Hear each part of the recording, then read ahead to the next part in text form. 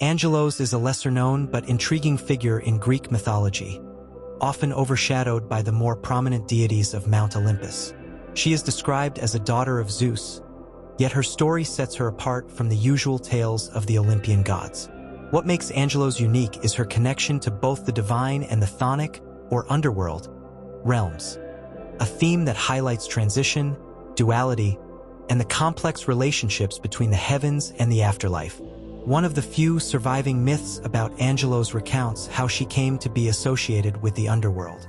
According to the story, she once lived among the gods of Olympus, but her fate changed when she stole a beauty ointment that belonged to her stepmother, Hera.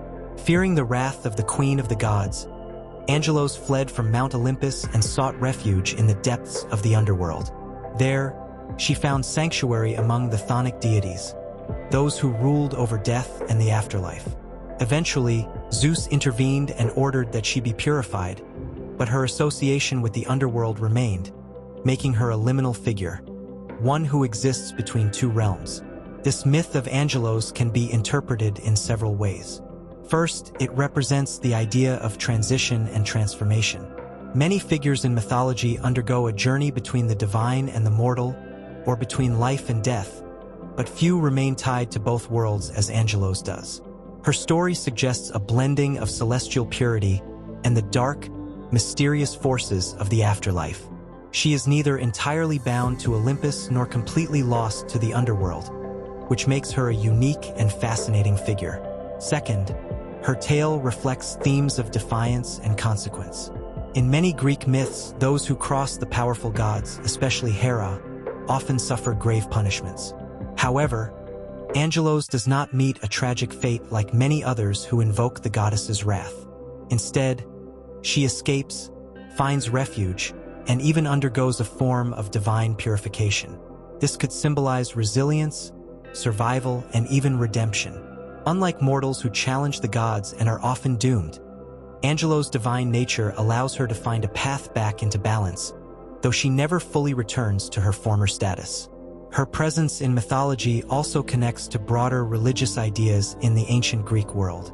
Many deities associated with both the upper and lower realms had cult followings in different regions. While there is little direct evidence of a formal cult dedicated to Angelos, her story suggests that she may have been venerated in relation to deities of transition, death, and purification.